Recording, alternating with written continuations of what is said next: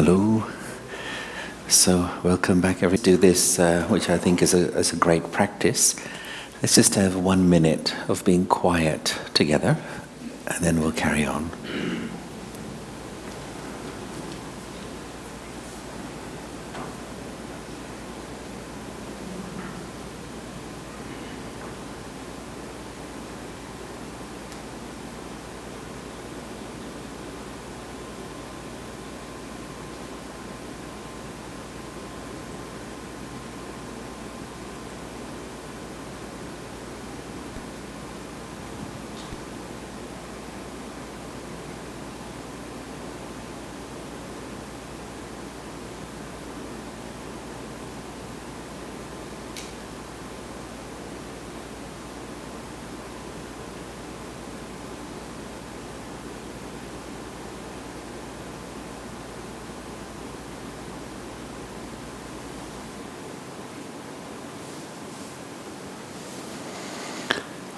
Thank you.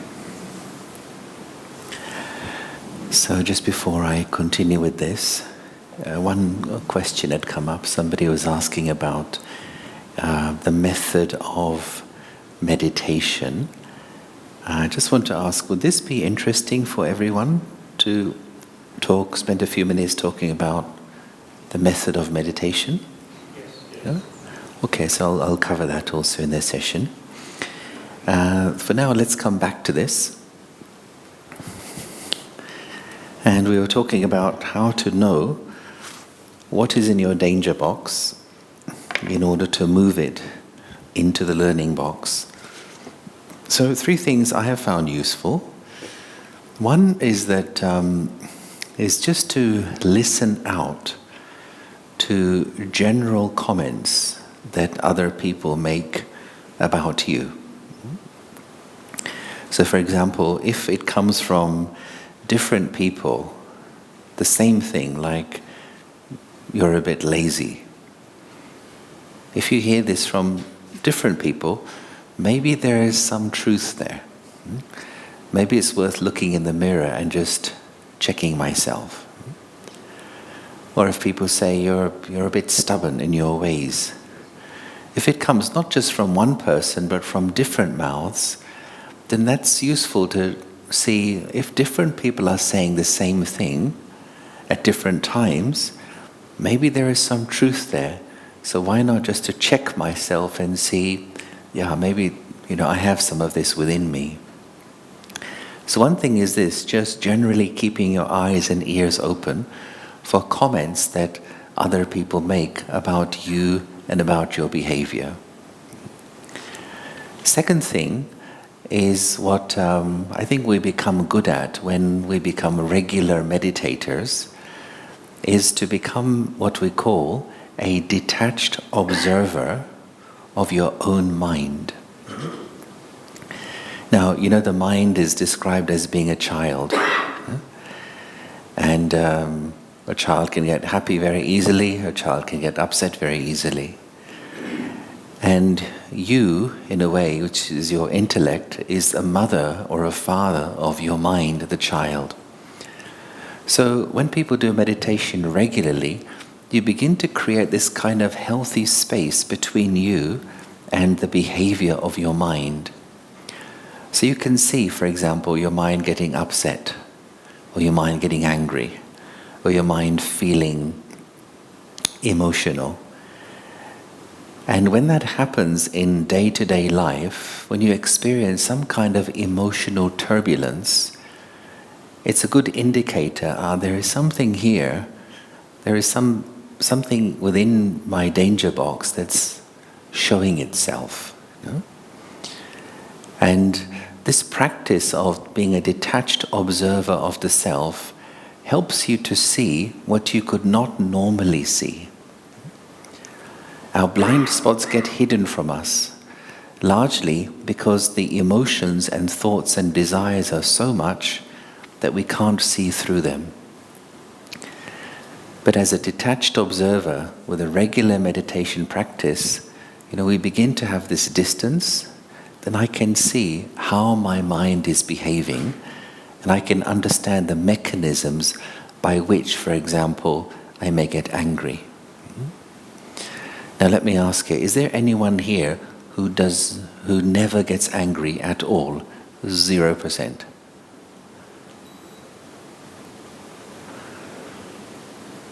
No, as I thought. So, why do we get angry? Let's just dwell on this for a moment. Sorry, sir? Expectations of others, yeah. What is behind this anger behavior? What causes this anger?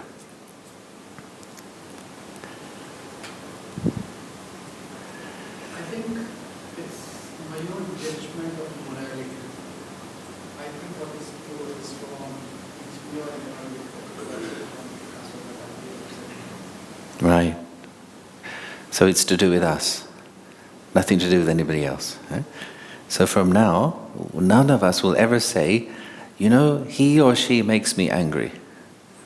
We're never going to say that again, right? Because we have just agreed, my anger is nothing to do with anybody else. Oh, you make me so angry. Not true. No? Yeah, people can be inconsiderate, people can be rude, people can be disrespectful, but my emotions and my thoughts are entirely my responsibility. And one of the things I've discovered in just my own experience and also observing others is that what's really behind anger is the tendency to control. That's really what it boils down to. That in my mind, I'm trying to control someone's behavior. I want someone to behave a certain way, they behave a different way, I don't like it, anger is generated. So anger is described as a secondary emotion. It is said anger is blind.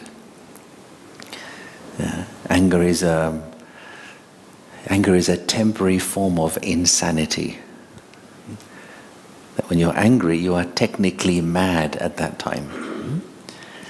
And hence, when a person is angry, they can do things to destroy what they have spent years building up. And so it's one of those things which, sometimes can be hidden, to really understand under what circumstances does anger arise for me personally. I think it's really worth it because, wherever I've gone in the world, the one thing everybody agrees with is, yeah, I get angry.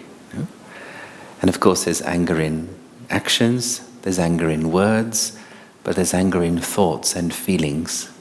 And it's something really to work at, because the energy we waste by being angry, imagine if we saved that energy and used it positively for determination, for inner stability, for cooperation.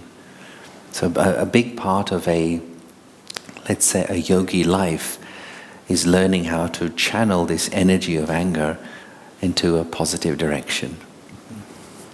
So that can be a second one, observing my own reactions.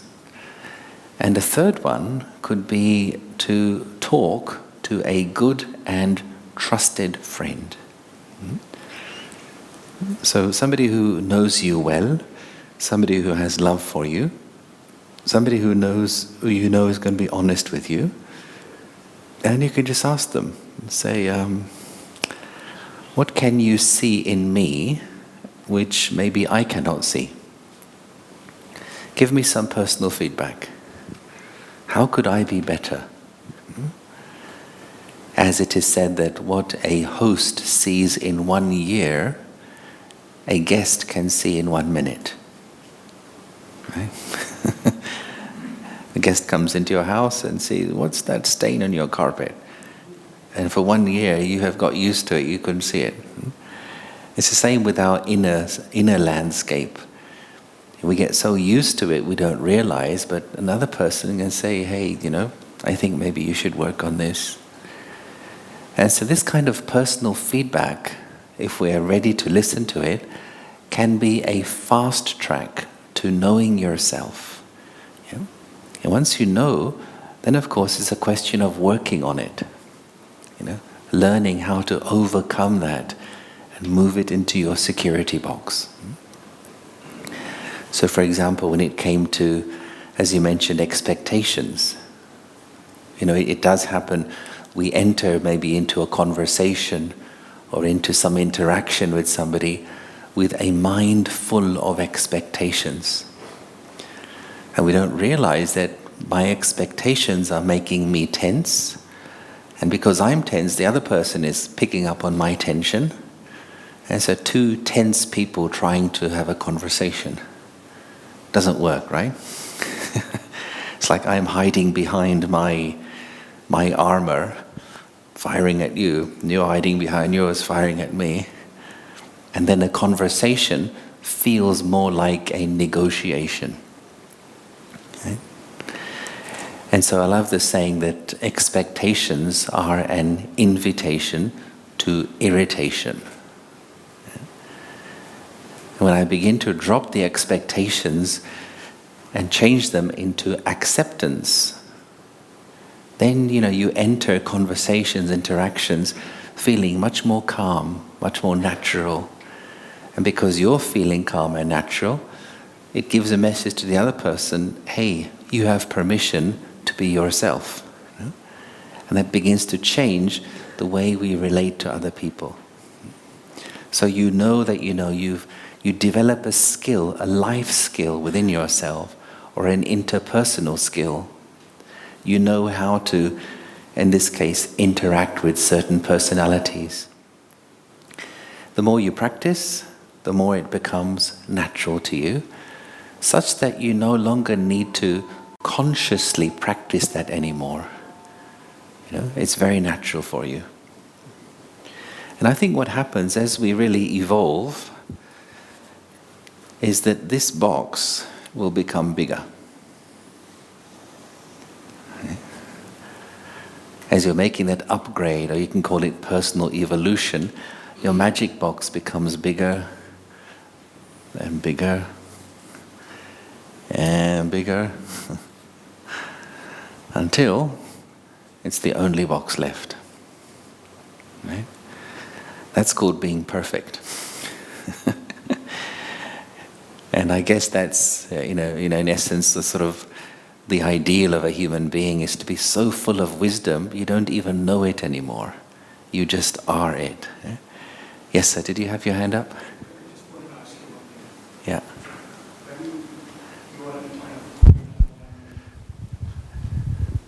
Sorry if I'm a bit longer. It's okay. When you are in a quiet environment, when you are at your home, when relationships and kind of matters, and I totally understand, but especially when you are in a corporate environment where there's lots happening, you are under tremendous pressure, you are answerable to your management about the things which are not happening.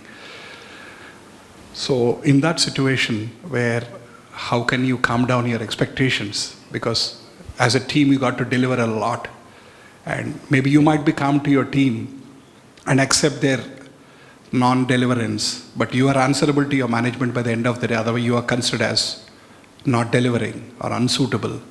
So this is so much dynamic environment going around and so much running around and so much pressure and anxiety in that environment. So how do we deal and apply what we are learning? Yeah. Is a common question which puzzles my mind many times. Yeah, I think the secret is, and what's sort of helped me and many that I know, is really to start the day in the right way. Because if we try and apply these things in the heat of the situation, we may not have the strength to manage our mind. But what's really recommended, I think, especially for busy people, is to start the day by charging the battery of your soul first thing in the morning. And that's what I call as morning meditation. Charge the battery of your soul and experience that peace and power first thing in the morning. And if you do that, that experience of the morning will automatically help your mind to be more stable through the day when you have these challenges and these pressures and these demands in the workplace. It's rather like, when you construct a building, first you need to go down, fix firm foundations, then you can go up. And if the foundation is strong, then even an earthquake comes or a big storm comes, but the foundation keeps the building steady. In the same way, consider the building of your peace of mind or the building of your happiness. If I've done the work in the morning of making the foundation firm with my morning meditation, then just see how through the day you have much more stability of mind and emotion even when the challenges come. And if this is new for you, I would suggest you just experiment for 1 week every day. Try some morning meditation and see how you feel through the day and at the end of the day. And so practical things when you wake up, before you engage with life, before you engage with the world, before you engage with your smartphone, first engage with yourself. You know? So get out of bed, physically be fresh. You may wash your face, some people have a cup of tea or coffee. It's good to change your clothes, don't meditate in your pajamas, doesn't really work. And not on the bed, because after 5 minutes you're like this, after 10 minutes you'll be like this, back to sleep. Get out of the bedroom, sit in a chair if possible with your back straight.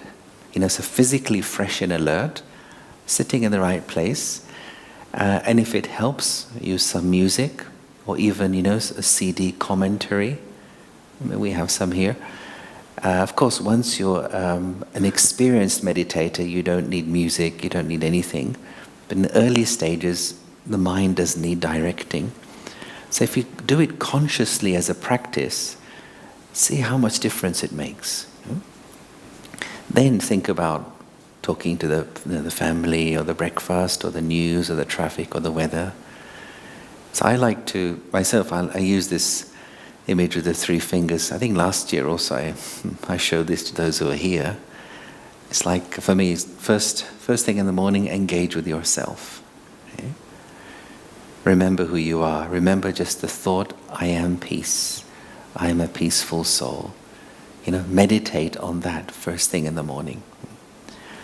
Second is this finger here, which just represents the eternal connection between soul and Supreme Soul. Just remembering, I the soul, I am a child of the ocean of peace, the ocean of love, experiencing your personal sense of connectedness. Excuse me. Then comes a third thing, which is connect with life, family, job, news, etc. But in corporate life, for most people, we forget the first 2. We immediately get out of bed and check what's happening here. What do I have to do? How is the weather? We don't have the right foundation.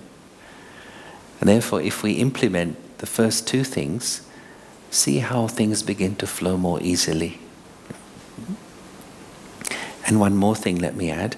There is another practice we do, which some of you are aware of. We call it as traffic control for the mind. So imagine if in the streets, if there were no traffic lights at all, how would the traffic be? Right? Yeah, it's pretty crazy already, but it would be even worse. In the same way, traffic control for the mind is a practice where you just try and stop when you can during the day for 2 minutes, 3 minutes, and just go from doing to being. Like going to your quiet room, visit the quiet room for 2 minutes, 3 minutes, recharge the battery, and then come back and carry on with your work.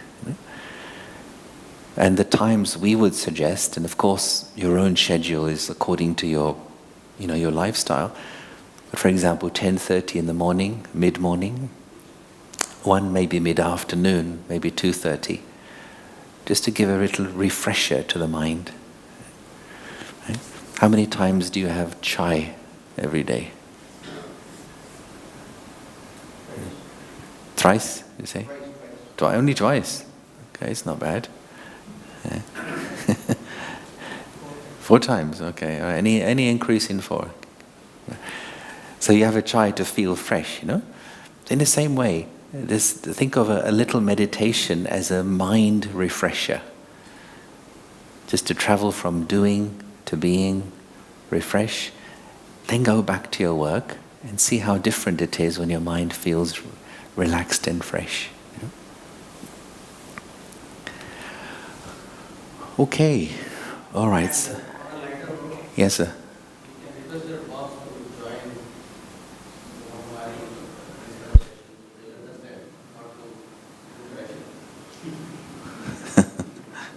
Yeah, or we can come there and do a few sessions.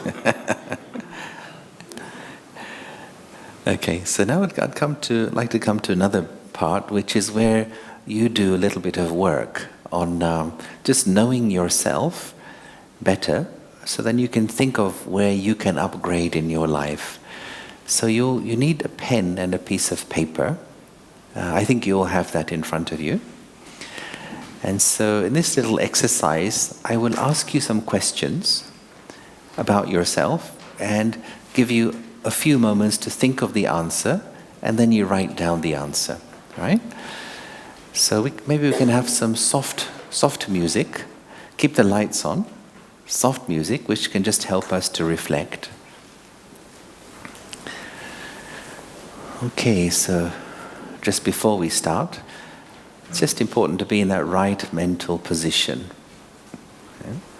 So I'm going to do a little visualization to help us to be in the right mental space. So imagine you're walking along the street in the city, and you walk towards a tall building. You go inside. You walk through the entrance foyer, and you go into the lift. You press the button to the top floor, and the lift goes right up to the top of the building, and it opens out into a very nice room. And this pleasant room has large and clear windows. The sunlight is streaming in through the windows. You walk into the room and you feel very light, relaxed, happy. Also in the room, there's a very comfortable armchair.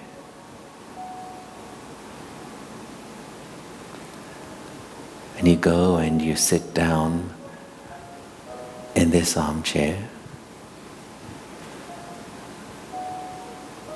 And from here, you can see the city down below.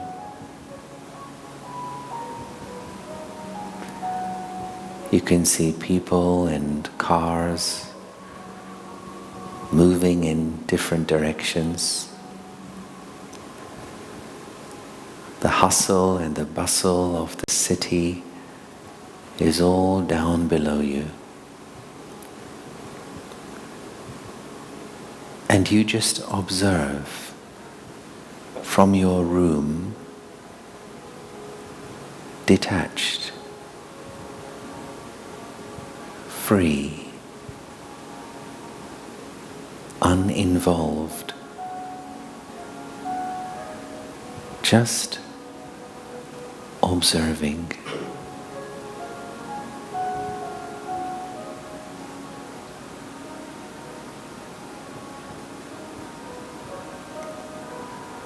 In the same way, imagine the thoughts in your mind. They come and they go. And you are just observing, detached. free, not pushing them, not pressurizing them, just observing.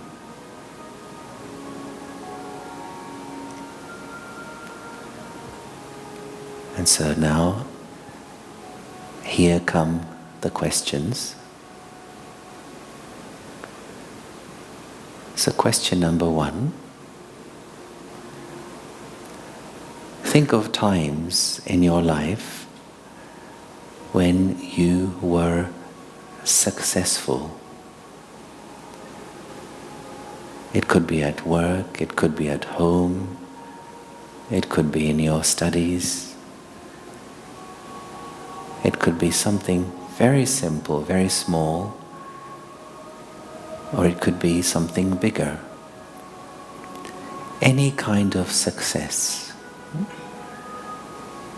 So think of times in your life when you are successful, and the question is, what were the common strengths or talents that you were using in your times of success?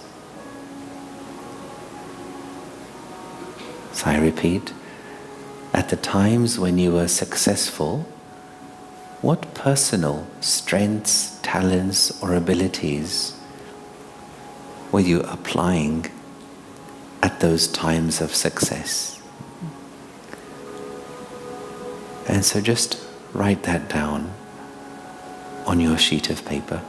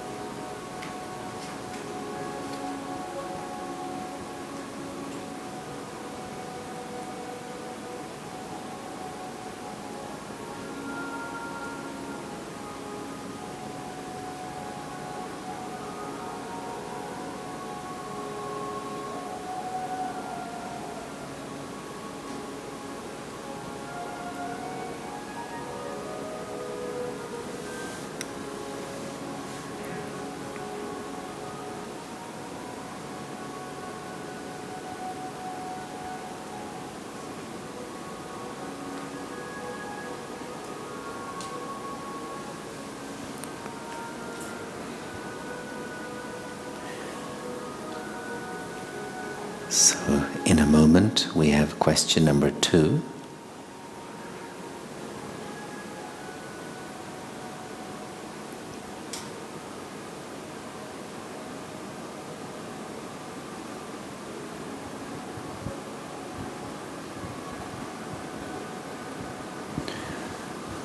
So question 2 is, what do other people like most about you? What do other people like most about you? Just write that down.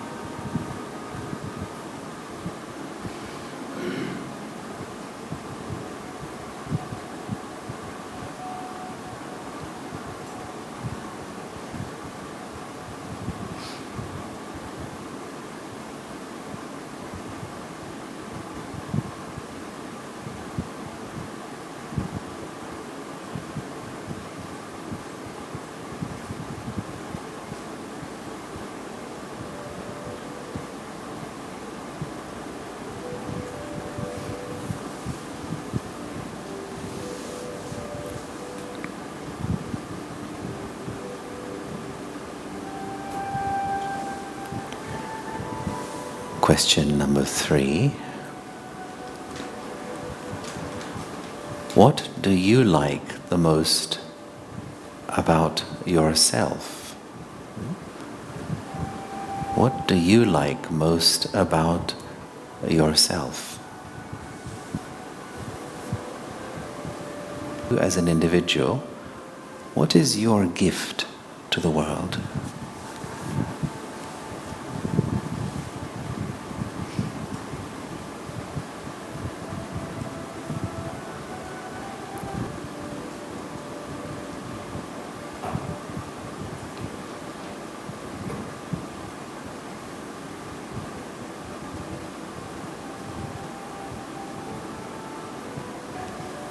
So now we come to the second segment of questions.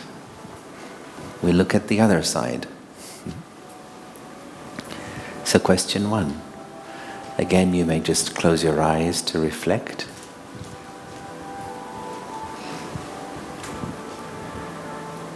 So question 1 is, think of times in your life when you were not as successful as you could have been.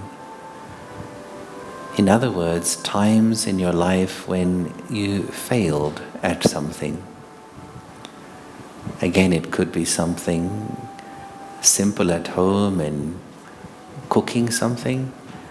It could be something in studies. It could be something at work. It could be something in your relationships. But those times when you were not as successful as you could have been. And the question is, at those times, what was the common weakness? What was missing in you at your times of failure or the times of your lack of success? So just write down what was missing, what was the weakness in those situations.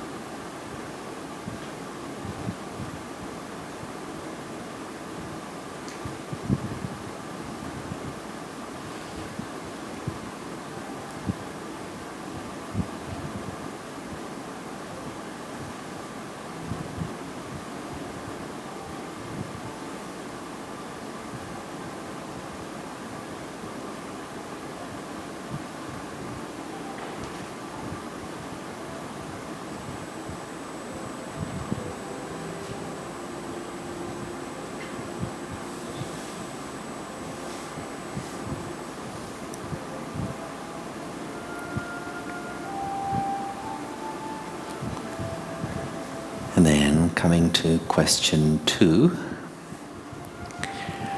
Sometimes the negative behavior of another person makes you react negatively. For example, if someone is always late, maybe you get angry. If someone is telling lies, you go a bit crazy. Or if someone is disrespectful, you just feel like rejecting that person, for example. So the question is, what sort of situations cause you to react negatively? What sort of traps do you fall into which brings out your weaknesses? Under what circumstances does that happen for you?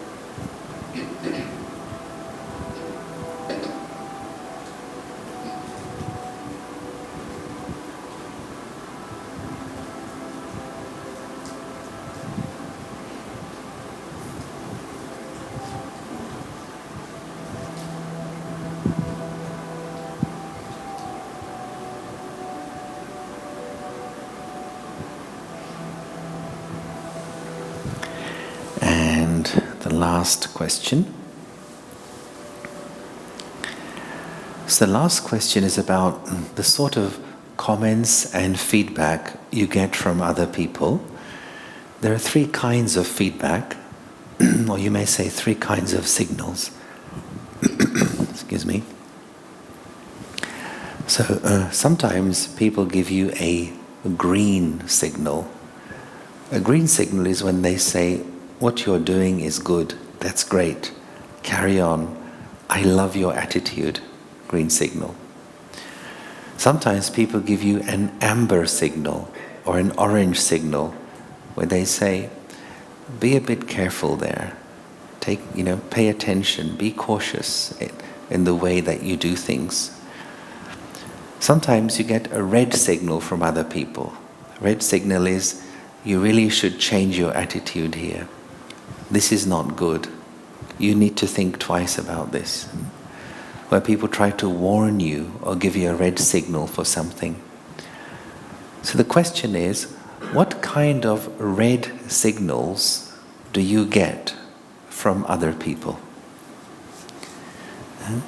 What sort of red signals do you tend to get from other people about yourself? Red signal.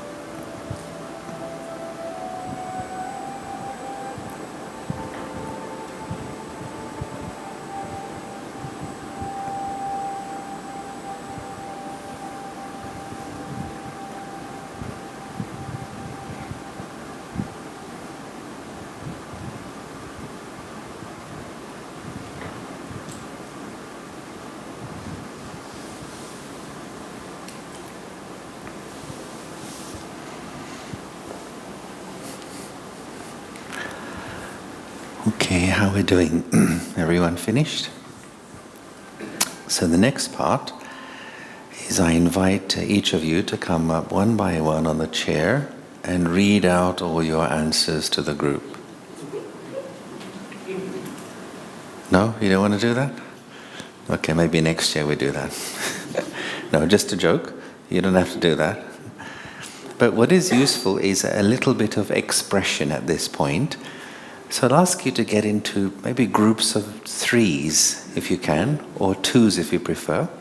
I'm not going to ask you to read your answers, but just share whatever you want to share from whatever answers came out for you, or even just share the way you felt writing and doing this exercise. If you want, you could move around the room if you want to, be with other people. So try and get into groups of 3s, a little bit of expression for about 7 minutes or so. Is it okay? All right, so just make your own little groups.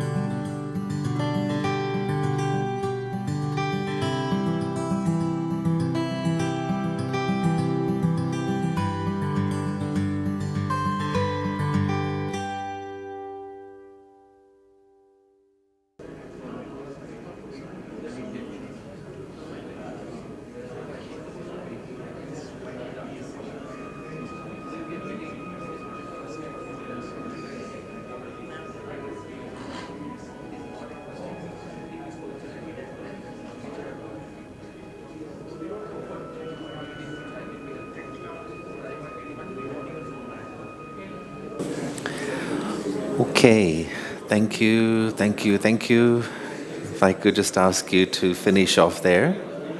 Finish. Let's give you 68 seconds more then.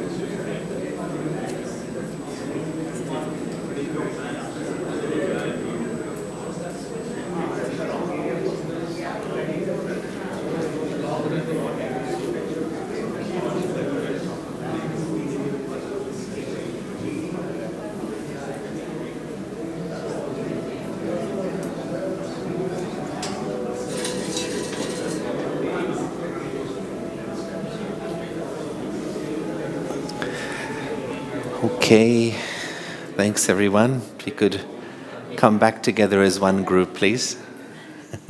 Thanks very much.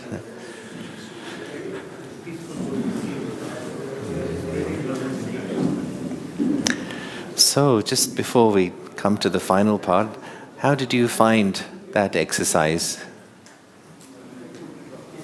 Was it useful? Yeah? Because there's 4 things, and 1 is listening to the question, 2 is writing down the answer, 3 sharing your answer, and 4 is listening to somebody else's answers. So I found this very useful to identifying one's own strengths, but then also the areas that I have to work on. So what you identified as the answers in the second segment, then to think further now, what can I do about this? What plan can I make to overcome these things? Because just as physically, if you go to a gym, to work out, to feel physically stronger, so too if I want to evolve spiritually, mentally, emotionally, we can overcome any weakness we have if we just learn how to do it, and for that there are other events and programs. But first is accepting, okay, this is an area I need to work on. I'm rushing a little bit here to keep up with the time. I wanted to touch on meditation a little bit, as I promised to, and then we'll finish with the meditation. As you know, there are so many different kinds of meditations out there, and in my own experience, my own journey of meditation through my life, this is what has worked for me and what I've understood about the process involved in meditation. Sometimes I think people try to meditate too quickly and they fail, and then they say, I can't do it, it's not for me. Before meditation comes concentration. If you don't have concentration power, then you cannot experience anything in meditation. So first, concentration skill has to be developed in order to experience meditation. But how do you develop concentration? So here are 2 steps involved in the development of concentration power. 1 is contemplation, which is what we have been doing already, where you allow your mind to think over certain thoughts, certain selected and sequential thoughts. And that's why we do a commentary. It's just offering a set of contemplative thoughts to direct your mind, saying, mind, let's go in this direction. If you don't give a direction to the mind, it will wander, because that is its habit. So contemplation. Second thing which helps to create concentration is visualization. Creating a visual image. Some people concentrate better with this sort of contemplative thought. Some are more visually oriented. we use both these techniques to help to bring the energy together. And when that happens, these two things, they lead to the state which is known as concentration.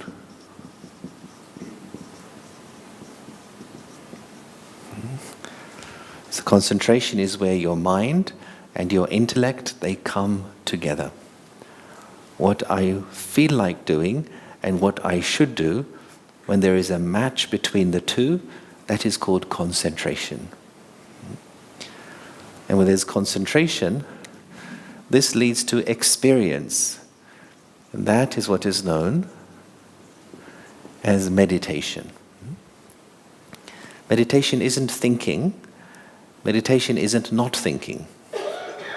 Meditation is not blanking the mind. Meditation is not suppressing the mind. Meditation is the experience of pure thought, divine thought. Just like when you're drinking water, when your mouth is full, you cannot speak. Same way, when in meditation you're experiencing peace, experiencing silence, you don't produce other thoughts at that time because you're lost in the experience of that thought. So at this stage, it is thinking. But as you pass through the filter of concentration, it's not thinking anymore. It is experiencing, it is feeling.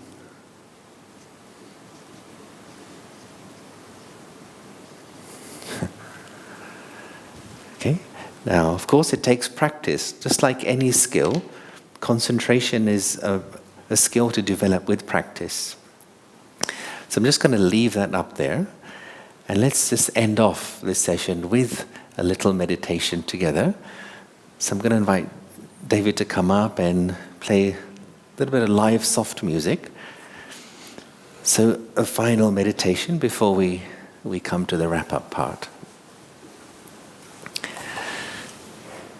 So I think you're going to put an image up there. If you'd like to experiment, you can have your eyes open, those who want to do that.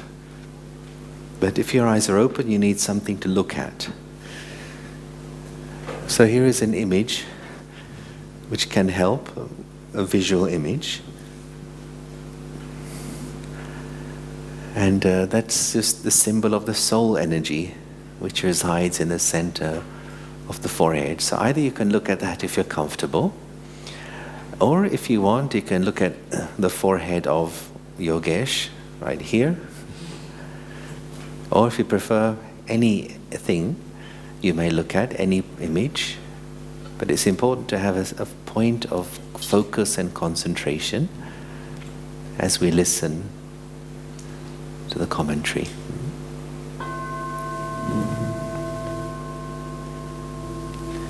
So once again, just be with yourself, be still,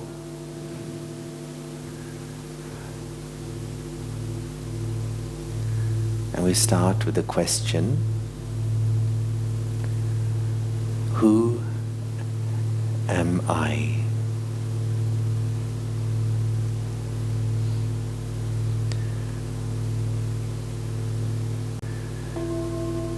Behind the labels I carry, behind the masks I wear, who am I?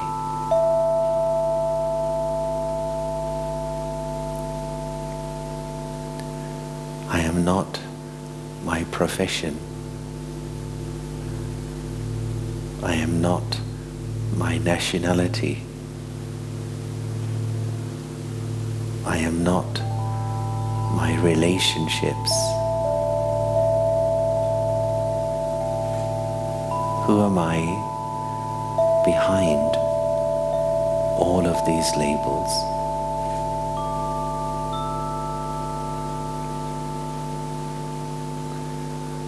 I know there is more to me than I see in the mirror.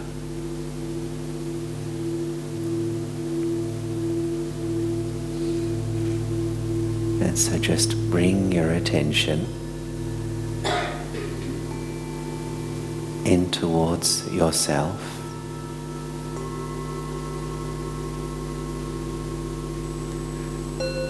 Bring your attention to the center of your forehead.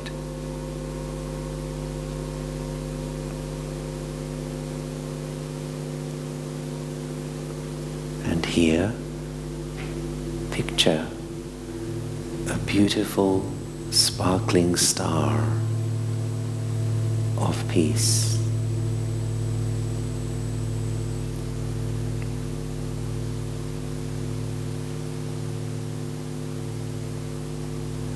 This wonderful star of a living light in the center of my forehead.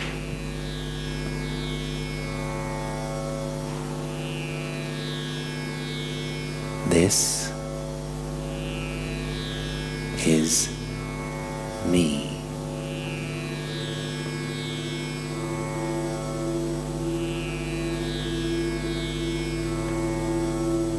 This is I, the eternal soul.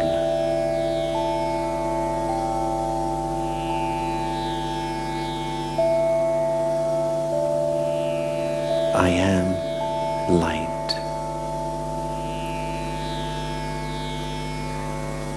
I am eternal. I can never die.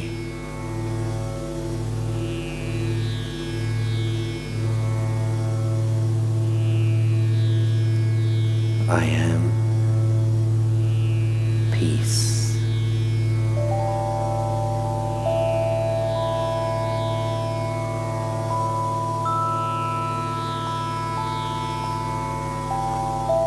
This peace has always been inside me.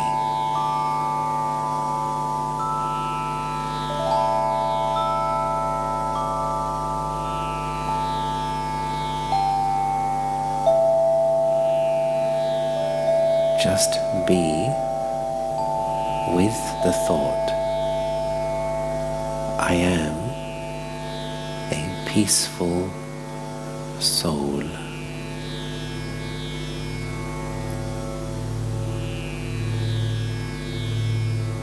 Peace, eternity, and light.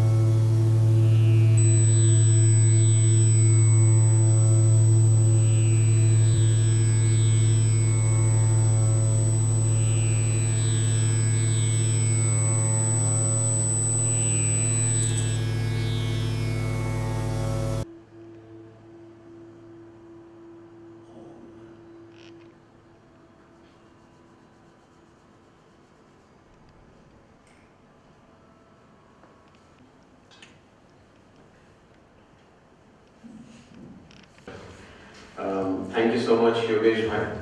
It's been a very, very inspiring session, from letting us know about the magic box to the contemplating thoughts that we very rarely ask ourselves about, to the group discussion, to the meditation experience with live music and commentary by Yogesh Bhai. It was, everything that we could ask for. This concludes our session for today. I request Kuldeep Didi and Yogesh Bhai to give away Toli, all of you. So once you fill in the feedback forms, please hand them over to our volunteers.